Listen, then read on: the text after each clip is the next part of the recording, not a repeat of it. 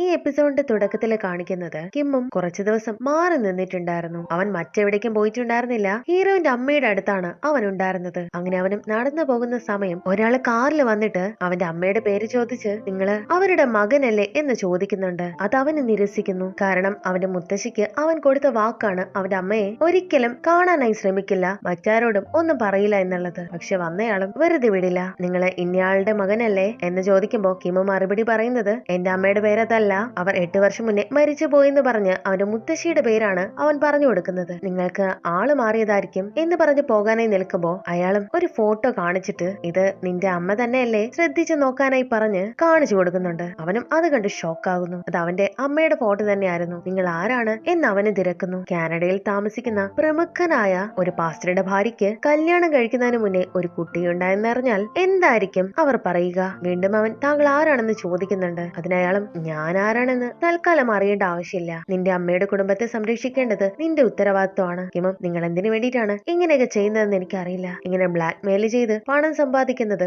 അത്ര നല്ല പ്രവൃത്തിയൊന്നുമല്ല. എന്നിരുന്നാൽ ഒരു കാര്യം പറയാം, എന്നെ ഉപേക്ഷിച്ച് വിദേശത്തേക്ക് താമസിക്കുന്ന ഒരു സ്ത്രീയെ കുറിച്ച് ആരെങ്കിലും എന്തെങ്കിലും പറഞ്ഞാൽ എനിക്കെന്താ? അതിനയാളും നീ ഇപ്പൊ പറയുന്ന കാര്യം എത്ര സീരിയസ് ആണെന്ന് അറിയാമോ? അതിനവനും നിങ്ങൾക്ക് എന്താ എന്നിൽ നിന്ന് വേണ്ടത്? നീ കുൾബി എഡ്യൂക്കേഷൻ എന്ന കമ്പനിയിൽ ജോയിൻ ചെയ്യണം. അത് കേൾക്കുമ്പോ അവന് ഷോക്കാകുന്നു. അത് ഹീറോയിൻ വർക്ക് ചെയ്യുന്ന കമ്പനിയാണ്. അയാള് പറഞ്ഞതനുസരിച്ചിട്ടാണ് അവൻ ആ കമ്പനിയിലേക്ക് വരുന്നത്. നീ അവിടേക്ക് വന്നില്ലെങ്കിൽ നീ മുത്തശ്ശിക്ക് കൊടുത്ത ആ ഒരു വാക്ക് ഞാൻ തെറ്റിക്കും എന്ന് പറഞ്ഞ് അയാൾ ഭീഷണിപ്പെടുത്തിയിട്ടുണ്ടായിരുന്നു. അങ്ങനെ അവനും ആ ഒരു കമ്പനിയിൽ ജോയിൻ ചെയ്യാനായിട്ട് വരുന്ന സമയമാണ് ഹീറോയിനെ അവിടെ വെച്ച് അവനും കാണുന്നത്. അവളും അവനെ കാണുന്നു. ആദ്യം അവൾക്ക് അവളുടെ കണ്ണുകളെ വിശ്വസിക്കാനേ ആയില്ല. കാരണം ഇവനെ കണ്ടിട്ട് കുറച്ചു നാളായല്ലോ. നീ എന്താ ഇവിടെന്ന് അവളും ചോദിക്കുമ്പോ അവനും ഞാൻ നിങ്ങളെ ഒരുപാട് മിസ് ചെയ്തു മാം എന്ന് പറയുന്നുണ്ട്. നീ ഇവിടെ ജോയിൻ ചെയ്യാനൊന്നും വന്നതല്ലല്ലോ അല്ലേ എന്ന് അവളും ചോദിക്കുന്നുണ്ട്. അവളുടെ ഊഹം തെറ്റിയില്ല, അവനവിടെ ജോയിൻ ചെയ്യാൻ തന്നെയാണ് വന്നിരിക്കുന്നത്. ഇന്റർവ്യൂവിന് പങ്കെടുക്കാനായി അവനും അങ്ങോട്ടേക്ക് പോകുന്നു. അപ്പോഴേക്കും മാനേജറിന്റെ ഭാര്യയും അങ്ങോട്ടേക്ക് വരുന്നുണ്ട്. അവളും അവനെ ശ്രദ്ധിക്കുന്നു. എവിടെയോ കണ്ടിട്ടുള്ളത് പോലെ. പക്ഷേ ഇവളുടെ ഹസ്ബൻഡ് ആണെന്നുള്ള കാര്യം അവള് മനസ്സിലാക്കി എടുക്കുന്നില്ല. എനിക്ക് നിങ്ങളൊരു സഹായം ചെയ്യണം എന്ന് മാനേജറുടെ ഭാര്യയും ഹീറോയിനോട് പറയുന്നുണ്ട്. ഇപ്പൊ ഇവിടെ നിന്ന് പോയ ഒരാളുണ്ടല്ലോ എന്ന് പറഞ്ഞ് അവളും കിമ്മിനെ കുറിച്ച് ചോദിക്കാൻ തുടങ്ങുമ്പോ ഹീറോയിനും ഒന്ന് ഷോക്ക് ആകുന്നുണ്ട്. ഇനി എങ്ങാനും അവളുടെ ഹസ്ബൻഡിനെ കുറിച്ച് ഇവൾക്ക് മനസ്സിലായോ എന്ന് ഇവളും അതിശയിക്കുന്നുണ്ട്. പക്ഷെ മാനേജറിന്റെ ഭാര്യയും ഇപ്പൊ പോയ ആളും നിന്റെ ഹസ്ബൻഡും ഒരേപോലെ ഇരിക്കുന്നല്ലേ, നീ പറഞ്ഞിരുന്നല്ലോ നിന്റെ ഹസ്ബൻഡ് കാനഡയിലാണെന്ന്. അപ്പോഴാണ് അവൾക്ക് ശ്വാസം നേരെ വീഴുന്നത്. ശരിയാ, ഇപ്പൊ പോയ ആളും എന്റെ ഹസ്ബൻഡും കാണാൻ ഒരുപോലെ ഉണ്ടെന്ന് അവളും സമ്മതിക്കുന്നു. ഇവൻ ഒരിക്കൽ ഇന്റർവ്യൂവിന് പോയപ്പോ ഒരാളെ പരിചയപ്പെട്ടിട്ടുണ്ടായിരുന്നു. അയാള് ഇതേ കമ്പനിയിലും ജോയിൻ ചെയ്യാനായി വരുന്നുണ്ട്. അവിടെ പുതിയ റിക്രൂട്ട്സിന് വേണ്ടിയിട്ടുള്ള പ്രോഗ്രാം നടക്കുകയാണ്. നിങ്ങൾക്ക് വേണ്ടിയിട്ടുള്ള മെന്റേഴ്സിനെ ഞാനും ഇവിടെ പരിചയപ്പെടുത്താമെന്ന് മാനേജറിന്റെ ഭാര്യയും പറയുന്നുണ്ട്. ഹീറോയിനും സംസാരിക്കുന്നുണ്ട്. അവളും വളരെ ദേഷ്യത്തിലാണ്. ഞാനാണ് നിങ്ങളുടെയൊക്കെ ലീഡർ ആവാനായി പോകുന്നത്. അതിലൊരു ചെറിയ മിസ്റ്റേക്ക് പറ്റിയാൽ പോലും അത് നിങ്ങളെ വളരെയധികം അഫക്ട് ചെയ്യും. അവൾ മനസ്സിന് അവനെ ഒരുപാട് ചീത്ത പറയുന്നുണ്ട്. എന്ത് ധൈര്യം ഉണ്ടായിരുന്നിട്ടാ ഈ കമ്പനിയിൽ തന്നെ അവൻ വന്ന് ജോയിൻ ചെയ്തത്? കിമ്മും ഒന്ന് പേടിക്കുന്നുണ്ട്. ഇവരോരോ ടീം ആക്കിയാണ് ഇവരുടെ പെർഫോമൻസിന് വേണ്ടിയിട്ട് അയക്കുന്നത്. അങ്ങനെ ഇവരോടും അവരവരുടെ ടീമിന്റെ ബസ്സിൽ കയറാനായിട്ട് ആവശ്യപ്പെടുന്നു. കിമ്മും പോകുമ്പോ അവനോട് സംസാരിക്കാനായി ഹീറോയിനും പുറകെ പോകുന്നുണ്ട്. ഇത് കിമ്മും ശ്രദ്ധിച്ചിട്ടുണ്ടായിരുന്നു. അവനും അവളെ പിടിച്ചു വെക്കുന്നുണ്ട്. നീ എന്നെയാണോ നോക്കുന്നതെന്ന് ചോദിക്കുമ്പോ അവളും അവനെ വിളിച്ചുകൊണ്ട് ആരും കാണാത്തൊരു സ്ഥലത്തേക്ക് പോകുന്നു. അവനും ഒരു സ്നാക്സ് അവളുടെ വായിൽ വെച്ചു കൊടുത്തിട്ട് ഞാൻ ആദ്യം പറയാം, എനിക്കിവിടെ വരണമെന്ന് യാതൊരുവിധ താല്പര്യവും ഉണ്ടായിരുന്നില്ല, പക്ഷെ എനിക്ക് വരേണ്ടി വന്നതാണ്. അത് കേട്ടിട്ട് അവളും നീ എവിടെയായിരുന്നു? ഞാൻ ഇത്ര തവണ നിന്നെ വിളിച്ചു, ഒരുപാട് മെസ്സേജും അയച്ചു, നീ ഒന്നിനും റിപ്ലൈ ചെയ്തില്ലല്ലോ, എന്നിട്ട് നീ ചിരിക്കുവാണോ? അതിനവനും നീ എന്നെ ഒരുപാട് മിസ് ചെയ്തിട്ടുണ്ടായിരിക്കല്ലോ. ഞാനിവിടെ ഇന്ന് എന്തിനാ വന്നത് എന്നതിനേക്കാളും നീ ചോദിക്കുന്നത് ഇത്രയും കാലം ഞാൻ എവിടെയായിരുന്നു എന്നല്ലേ? അതിനവളും അല്ല, എനിക്ക് നിന്നെ കുറിച്ച് ചെറിയ ഡൗട്ട് ഒക്കെ ഉണ്ടായിരുന്നു. എന്റെ പണവുമായി നീ മുങ്ങിയതാണെങ്കിലോ? അതിനവനും ഞാൻ കാനഡയിലൊന്നും പോയിട്ടുണ്ടായിരുന്നില്ല, ഞാൻ നീ വിളിച്ചപ്പോ മനഃപൂർവ്വം എടുക്കാതിരുന്നതാണ്. അതിനവളും അതെന്താ? അതിനവനും അതിന്റെ കാരണമൊന്നും നീ എന്നോട് ചോദിക്കരുത്, എനിക്ക് കള്ളം പറയാൻ വയ്യ. അതിനവളും നമ്മൾ അന്നേ തീരുമാനിച്ചതല്ലേ നമ്മൾ തമ്മിൽ ഒരു രഹസ്യവും സൂക്ഷിക്കില്ലെന്ന്. അതിനവളും പിന്നെ നീ എന്തിനാ ഇപ്പൊ ഇവിടേക്ക് വന്നത്? എന്നെ ശരിക്കും കുഴപ്പത്തിലാക്കാൻ വേണ്ടിയിട്ടാണോ? ഇവിടെ ആരെങ്കിലും നിന്നെ തിരിച്ചറിഞ്ഞിരുന്നെങ്കിലോ? നീ പിടിക്കപ്പെട്ടാലോ? എന്താ ചെയ്യാനായിട്ട് പോകുന്നത്? അതിനവനും ഞാൻ ഒരിക്കലും പിടിക്കപ്പെടില്ല,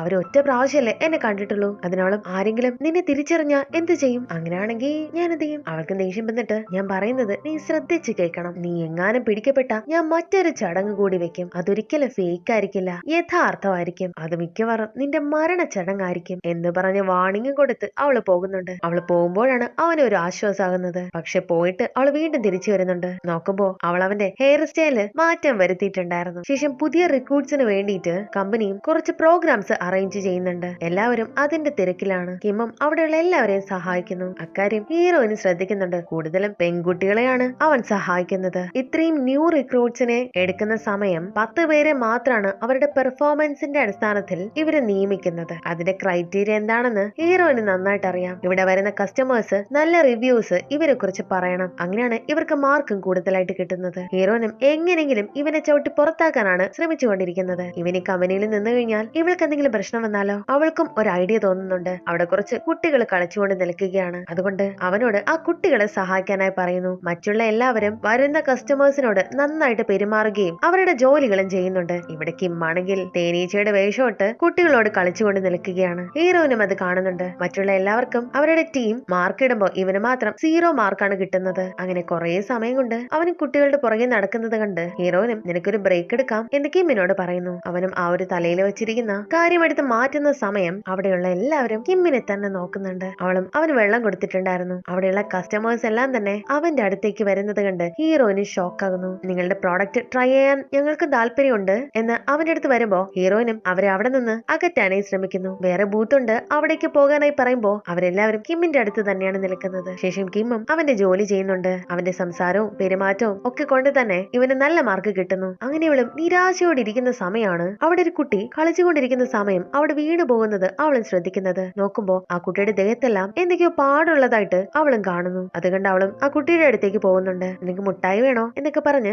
അവനോട് ചോദിക്കുന്നുണ്ട്. ആ കുട്ടിയും പേടിച്ചിട്ട് ഞാൻ ഈ പ്രോഗ്രാമിന് വേണ്ടി വന്നതല്ല, ഇവിടെ കളിക്കാനായിട്ട് വന്നതാണ്. അതിനാളും അതൊന്നും കുഴപ്പമില്ല, നിനക്ക് വേണോന്ന് ചോദിച്ച് ആ മുട്ടായും ആ കുട്ടിക്ക് കൊടുക്കുന്നുണ്ട്. അവളും ആ കുട്ടിയുടെ കയ്യിൽ പിടിക്കുമ്പോ അവനും വേദന കൊണ്ട് നിലവിളിക്കുന്നുണ്ട്. എന്ത് പറ്റിയതാണെന്ന് തിരക്കുമ്പോ ഞാൻ പടിക്കെട്ടിൽ നിന്നും വീണതാണെന്നാണ് അവൻ പറയുന്നത്. അവളും ഒരുപാട് വേദനിച്ചോ എന്നൊക്കെ പറഞ്ഞ് അവനോട് സംസാരിക്കുന്നുണ്ട്. ഞാൻ നോക്കട്ടെ നിനക്ക് എത്രമാത്രം മുറിവ് പറ്റിയിട്ടുണ്ട് എന്ന് പറഞ്ഞ് നോക്കുമ്പോ ആ കുട്ടിയുടെ കൈ നിറയെ മുറിവുകളായിരുന്നു. അത് വെറുതെ കാലുവഴുതി വീണതോ ഒന്നും ആയിരുന്നില്ല. ആരോ കുട്ടിയെ കാര്യമായിട്ട് ഉപദ്രവിക്കുന്നുണ്ടെന്ന് അവൾക്ക് മനസ്സിലാകുന്നുണ്ട്. അങ്ങനെ അവളും ഫോൺ എടുത്ത് അത് ഫോട്ടോ എടുത്ത് വെക്കുന്നു. അപ്പോഴാണ് ആ കുട്ടിയുടെ അച്ഛനെയും കാണിക്കുന്നത്. ആ വീടാകെ മോശമായിട്ട് കിടക്കുന്ന അവസ്ഥയാണ്. അയാളും ജനലിലൂടെ പുറത്തേക്ക് നോക്കുമ്പോ ഇയാളുടെ മകന്റെ അടുത്ത് ആരോ വന്ന് സംസാരിക്കുന്നതും ഫോട്ടോ എടുക്കുന്നതുമാണ് അയാൾ കാണുന്നത്. അയാൾ വന്ന് മകനെ വിളിക്കുന്നുണ്ട്. അവനും അയാളുടെ അടുത്തേക്ക് പോകുന്നു. അവനോട് അയാൾ വീട്ടിൽ പോകാനായി ആവശ്യപ്പെടുന്നുണ്ട്. എന്നിട്ട് ഹീറോയിനോട് എന്തിനാ എന്റെ പെർമിഷൻ ഇല്ലാതെ കുട്ടിയുടെ ഫോട്ടോ എടുത്തത്, അത് ഡിലീറ്റ് ചെയ്യാമോ എന്നൊക്കെ പറയുമ്പോ ഹീറോയിനും അവന്റെ ദേഹത്തായ മുറിവുകളാണല്ലോ,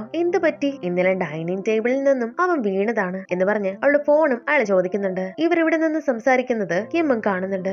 അവൻ പറഞ്ഞത് പടിക്കെട്ടിൽ നിന്നും വീണതാണെന്നാണല്ലോ. പക്ഷെ അത് ഇന്നലെ ഉണ്ടായ മുറിവുകളല്ല, 10-20 ദിവസം മുന്നേ ഉണ്ടായതാണ്. അവൻ എന്നോട് കള്ളം പറഞ്ഞതാണ്. അത് കേൾക്കുമ്പോ അയാളുടെ വിധമാകെ മാറുന്നുണ്ട്. നീ പറയുന്നത് എന്റെ മകനെ ഞാൻ അടിക്കുന്നു എന്നാണോ എന്ന് പറഞ്ഞ് അവളോട് വഴക്ക് കൂടാൻ വരുന്നു. അവളും പോലീസിനെ ഞാനിപ്പോ വിളിക്കും എന്ന് പറഞ്ഞ് ഫോൺ എടുക്കുമ്പോ അയാള് അവളെയും അടിക്കുന്നുണ്ട്. അവളുടെ കയ്യിൽ നിന്ന് ബലമായി ആ ഫോണ് പിടിച്ചു വാങ്ങിക്കാനായി ശ്രമിക്കുമ്പോ കിമ്മും അയാളെ വന്ന് അടിക്കുന്നു. ശേഷം കിമ്മും അയാളും തമ്മില് ഒരു ഫൈറ്റ് തന്നെ അവിടെ നടക്കുന്നുണ്ട്. അത് കണ്ടിട്ട് ആ കുട്ടിയും ഓടി വന്ന് കരയുമ്പോ ഹീറോയിനെ വിളിച്ച് പറയുന്നുണ്ട്. അവനത് കാണുന്നുണ്ട്, നിർത്താനായി ആവശ്യപ്പെടുന്നു. അത് കാണുമ്പോ കിമ്മും അയാളെ അടിക്കുന്നത് നിർത്തുന്നുണ്ട്. ശേഷം ഇവരും പോലീസ് സ്റ്റേഷനിലേക്ക് പോകുന്നു. അയാളും എനിക്കൊന്നും അറിയില്ല, ഈ പെൺകുട്ടി എന്റെ മകന്റെ ഫോട്ടോ എടുക്കുകയായിരുന്നു എന്റെ പെർമിഷൻ ഇല്ലാതെ. കുട്ടികൾക്കും അവരുടെ അവകാശം ഉണ്ടല്ലോ. ഇത് കേൾക്കുമ്പോ അവളും അവകാശോ, നിങ്ങളല്ലേ ആ കുട്ടി അടിച്ചത് എന്ന് പറഞ്ഞ് വഴക്കുണ്ടാക്കാനായിട്ട് വരുമ്പോ കിമ്മും അവളെ തടയുന്നുണ്ട്. അയാളും അവളെ കുറിച്ച് മോശമായിട്ട് സംസാരിക്കുമ്പോ കിമ്മും അയാളുമായിട്ട് വീണ്ടും വഴക്കൂടുന്നുണ്ട്. അയാളും നീയൊക്കെ രണ്ടും ഒരു സ്ഥാപനത്തിൽ ജോലി ചെയ്യുന്ന വെറും ജോലിക്കാരാണ്. നിങ്ങളുടെ കമ്പനി നിങ്ങൾ വെറുതെ വിടുന്നെന്ന് തോന്നുന്നുണ്ടോ? അതിനവളും ഞാനൊരു ക്രിമിനൽ ആകാനായിട്ട് പോവുകയാണെങ്കിലോ എന്ന് പറഞ്ഞിട്ട്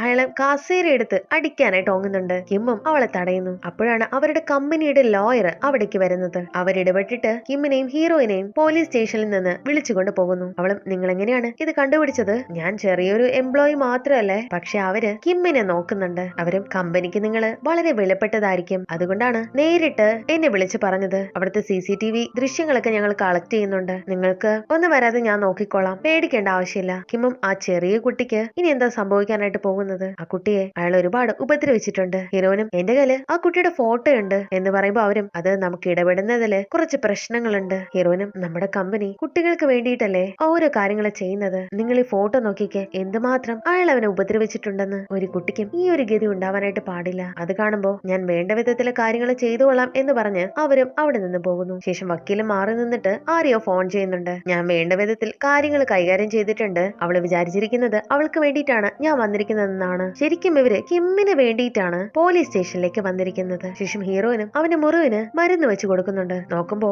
അവളുടെ കയ്യിലും മുറിവ് പറ്റിയിട്ടുണ്ട്. അവൻ അവൾക്കും മരുന്നിട്ട് കൊടുക്കുന്നു. അവളും ഇന്ന് രക്ഷിച്ചതിന് അവനോട് നന്ദി പറയുന്നുണ്ട്. അയാളെ അടിച്ചതിനും. അവളും നീ ഒരു നല്ല ഫൈറ്ററാണ്, എനിക്ക് നീ എന്തെങ്കിലും ടിപ്സ് പറഞ്ഞു തരാനായിട്ടുണ്ടോ? അതിനവനും അടികൊള്ളുമ്പോ ഒരിക്കലും പേടിക്കരുത്, നമ്മൾ വേദന സഹിച്ചു തന്നെ നിൽക്കണം. അത് കേട്ടവളും അതെനിക്ക് പറ്റുമെന്ന് തോന്നുന്നില്ല. അവളും എന്നാലും നീ ഇത്രയും സ്ട്രോങ് ആവാനായിട്ട് നിന്നെ ആരാ ഒരുപാട് അടിച്ചിട്ടുള്ളത്? അത് കേൾക്കുമ്പോ അവനും എന്റെ മുത്തശ്ശിയാണ്, ഞാനൊരു അനാഥനാണല്ലോ, ഞാൻ വളരെ സ്ട്രോങ് ആവാൻ വേണ്ടിയിട്ടാണ് മുത്തശ്ശി എന്നെ അടിക്കുന്നത്. നീ വിചാരിക്കുന്ന പോലെ അത്ര ഭയങ്കരമായിട്ടൊന്നും എന്നെ ഉപദ്രവിക്കാറില്ല. നിനക്ക് കുട്ടിയെ കണ്ടപ്പോ എങ്ങനെ മനസ്സിലായി അവനെ ആരോ ഉപദ്രവിക്കുന്നുണ്ടെന്ന്? അതിനവളും ഞാൻ ഒരുപാട് കണ്ടിട്ടുണ്ട്. എന്റെ അമ്മ കുറച്ച് നാൾക്ക് മുന്നേ ഇതുപോലത്തെ കുട്ടികൾക്ക് വേണ്ടിയിട്ട് അവരെ സംരക്ഷിക്കാൻ വേണ്ടിയിട്ടും ഒരു സ്ഥാപനം നടത്തിയിട്ടുണ്ടായിരുന്നു. എന്റെ അച്ഛൻ മരിക്കുന്നത് വരെ. ചില കുട്ടികൾക്ക് വലിയ പ്രശ്നമൊന്നുമില്ലായിരിക്കും, പക്ഷെ കൂടുതലും വലിയ പ്രശ്നങ്ങളാണ്. അതുകൊണ്ടായിരിക്കും എനിക്കിത് കണ്ടപ്പോ തന്നെ മനസ്സിലായത്. ശേഷം ഇവളുടെ ബസ്സും വരുന്നുണ്ട്. പോകുന്നതിന് മുന്നേ പാർട്ട്ണർ, നിങ്ങളെ കണ്ടതിൽ എനിക്ക് വളരെ സന്തോഷമുണ്ടെന്ന് അവളും പറയുന്നുണ്ട്. നാളെ കാണാമെന്ന് പറഞ്ഞ് ഇവരും പിരിയുന്നു. അവള് പോയി കഴിയുമ്പോ ഇവനെ ഭീഷണിപ്പെടുത്താറുള്ള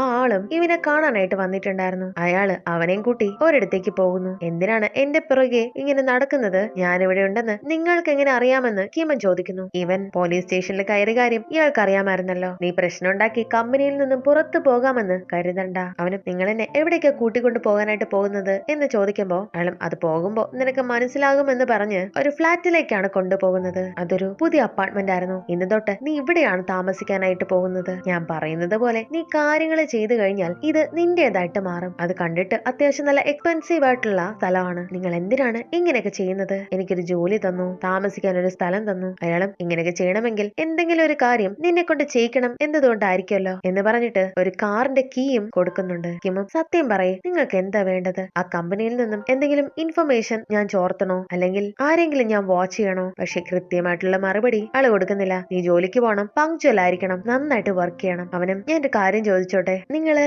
എന്റെ അച്ഛനാണോ എന്ന് പറഞ്ഞിട്ടാണ് അവനും ചോദിക്കാനായിട്ട് വരുന്നത്. അത് കേൾക്കുമ്പോ തന്നെ അയാൾക്ക് മനസ്സിലാവുന്നുണ്ട് എനിക്ക് കുട്ടികൾ ഉണ്ടാവില്ല എന്ന് അയാളും പറയുന്നു. എന്റെ കയ്യിൽ സർട്ടിഫിക്കറ്റ് ഉണ്ട്, കാണണമെന്ന് ചോദിക്കുമ്പോ അവന് വേണ്ട എന്ന് പറയുന്നുണ്ട്. അയാളും നീ ജനിച്ച സമയം എനിക്ക് 13 വയസ്സ് മാത്രമാണ് ഉണ്ടായിരുന്നത്, ഇപ്പൊ എനിക്ക് 40 വയസ്സേ ഉള്ളൂ. ശരിക്കും 40 വയസ്സേ ഉള്ളൂ എന്ന് അവനും സംശയത്തോടെ ചോദിക്കുന്നുണ്ട്. എന്താ എന്റെ ID കാർഡ് കാണണമോ? വേണ്ടെന്ന് അവനും. ഞാൻ വെറുതെ ഉള്ള ഭീഷണിയല്ല നിന്റെ അടുത്ത് പറയുന്നത്, ശരിക്കും സീരിയസ് ആയിട്ടാണ് ഓരോ കാര്യങ്ങൾ സംസാരിക്കുന്നത്. കൃത്യമായിട്ട് കാര്യങ്ങൾ ചെയ്തില്ലെങ്കിൽ നിനക്കാണ് പ്രശ്നമായിട്ട് വരിക. ശേഷം അടുത്ത ദിവസം കമ്പനിയിൽ ഹീറോയിനെ നിൽക്കുന്ന സമയമാണ് പുതിയ റിക്രൂട്ട്സും അങ്ങോട്ടേക്ക് വരുന്നത്. അത് കിമും അവന്റെ ഫ്രണ്ടും ആണ്. കിമ്മിനെ കണ്ടിട്ട് അവിടെയുള്ള ഒരാളും സംശയത്തോടെ നോക്കുന്നുണ്ട്. പീഡിക്കപ്പെട്ടോ എന്ന് ഹീറോയിനും കിമ്മും ചിന്തിക്കുന്നുണ്ട്. ഞാൻ എവിടെയോ നിങ്ങളെ കണ്ടിട്ടുണ്ട്, ഈ ഒരു നരകത്തിലേക്ക് സ്വാഗതം എന്ന് പറഞ്ഞ് അവരെയും വെൽക്കം ചെയ്യുന്നു. ഇവിടെ റൈറ്റർ ഫ്രണ്ടും നടന്നു പോകുന്ന സമയം അവളുടെ ആർട്ടിക്കിളിന് ഹെയ്റ്റ് കമന്റ് എഴുതിയ സിഇഒയെ വഴിയിൽ വെച്ച് കാണുന്നുണ്ട്. അവർ തമ്മിൽ ഒരു വഴക്ക് നടക്കുന്നുണ്ട്. നിങ്ങൾ എന്തിനാ അങ്ങനെയൊക്കെ എഴുതിയത്? എന്നിട്ടിപ്പോ എനിക്ക് സോറി പറഞ്ഞുകൊണ്ടുള്ള ലെറ്റേഴ്സ് അയച്ചിരിക്കുന്നു. അവനും ഞാൻ എങ്ങനെയാണ് നിന്നോട് ക്ഷമ ചോദിക്കേണ്ടതെന്ന് എനിക്കറിയില്ല,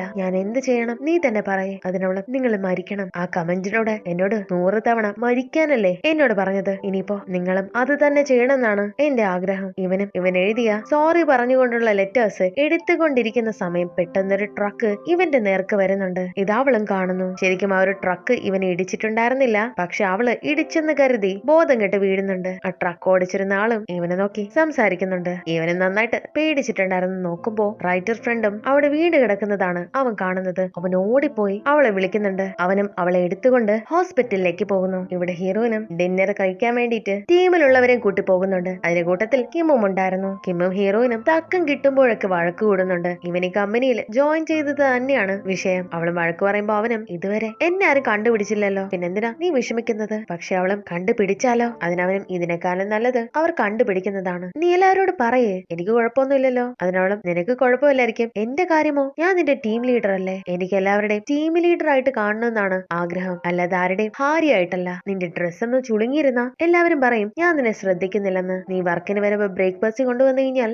എനിക്ക് ഫുഡ് ഉണ്ടാക്കാൻ അറിയില്ല, എനിക്ക് ഒരു കാര്യം ചെയ്യാൻ അറിയില്ല എന്ന് ആൾക്കാര് പറയും. ശരിക്കും നീ ഒരു ബോംബ് പോലെയാണ്, എപ്പോ വേണമെങ്കിലും എല്ലാം മാറി മറിയാം. അപ്പോഴേക്കും മറ്റുള്ള മെമ്പേഴ്സും അവിടേക്ക് വരുന്നുണ്ട്. അതിലുള്ള ഒരാളും ഇവനെ ചൂണ്ടിക്കാണിച്ചിട്ട് എന്തോ പറയാൻ വരുന്നുണ്ട്. ഹീറോയിൻ തനിച്ചാണ് അവളെ ടാക്സിയിൽ കയറ്റി വിടാനായിട്ടാണ് അവൻ പറയാനായിട്ട് വന്നത്. ഇവരിവിടെ ഇങ്ങനെ നിൽക്കുന്നത് കിമ്മിന്റെ കൂട്ടുകാരനും ശ്രദ്ധിക്കുന്നുണ്ട്. കിമ്മും ഹീറോയിനും കൂടി ഒരു ടാക്സിയിൽ പോകുന്നുണ്ട്. അവനും ഇറങ്ങുന്നത് കണ്ട് ഈ ടാക്സിയിൽ അവനോട് വീട്ടിൽ പോകാനായിട്ട് അവളും പറയുന്നുണ്ടെങ്കിലും കിമ്മ് അവളെ വീട്ടിൽ കൊണ്ടാക്കാനായിട്ട് അവളുടെ കൂടെ പോകുന്നു. നോക്കുമ്പോ ഇവളുടെ വീടിന് പുറത്തായി മറ്റാരോ വന്നിരിക്കുന്നതായി അവൻ പറയുന്നുണ്ട്. ഇവർ രണ്ടുപേരും ഒരു പ്രശ്നത്തിലാണല്ലോ, ഇനി അയാളെങ്ങാനും ഇവരെ തിരിച്ച് ഉപദ്രവിക്കാൻ വന്നതാണെങ്കിലോ എന്ന് കരുതി ഇവരും ശ്രദ്ധിച്ച് അത് ആരാണെന്ന് അറിയാൻ വേണ്ടിയിട്ട് അയാളുടെ അടുത്തേക്ക് പോകുന്നു. നോക്കുമ്പോ അത് ആ മാനേജർ ആയിരുന്നു. ഇയാൾ എന്താ ഇവിടെ ചെയ്യുന്നത്? എന്ന് പറഞ്ഞ് ഹീറോയിനും എഴുന്നേൽപ്പിക്കാനായി ശ്രമിക്കുന്നു. അത് കണ്ട് കിമ്മും അവളെ പിടിച്ച് മാറ്റിയിട്ട് അവന്റെ ഫോൺ എടുത്ത് അവന്റെ ഭാര്യയെ വിളിക്കാനായിട്ട് ശ്രമിക്കുമ്പോ ഹീറോയിൻ അത് തടയുന്നു. ഇതിനെക്കുറിച്ച് അവളല്ലേ അറിയേണ്ടത്, ഇവൻ കല്യാണം കഴിച്ചതല്ലേ, അതിനവളും ഇതാദ്യമായിട്ടാണ് ഇവൻ ഇങ്ങനെ ചെയ്യുന്നത്, കുടിച്ചിട്ട് ബോധമില്ലാത്തതായിരിക്കും. കിമ്മും നീ എന്തിനാ അവന്റെ പക്ഷം ചേരുന്നത്, ഇനി ഇവൻ കാരണമാണോ എന്നെ ഹസ്ബൻഡായിട്ട് നീ അംഗീകരിക്കാത്തതും മറ്റുള്ളവരുടെ മുന്നിൽ ഇങ്ങനെ അഭിനയിക്കുന്നതും, ശരിക്കും എപ്പോഴും ഇവനെ നിനക്ക് ഇഷ്ടമുണ്ടോ? അത് കേൾക്കുമ്പോ അവൾക്ക് ദേഷ്യം വരുന്നുണ്ട്. നിനക്ക് ഇഷ്ടമുള്ളത് വിശ്വസിക്കാം, അവിടെ നിന്ന് പോകാനായി ആവശ്യപ്പെടുന്നു. അതിനവനും ഇവനെ ഇവിടെ ഇട്ടിട്ട് എന്നോട് പോകാനാണോ നീ പറയുന്നത്, ഇവനോട് എനിക്ക് എന്തെങ്കിലും ഉണ്ടോന്ന് എനിക്ക് നിന്നോട് പറയേണ്ട ആവശ്യമില്ല,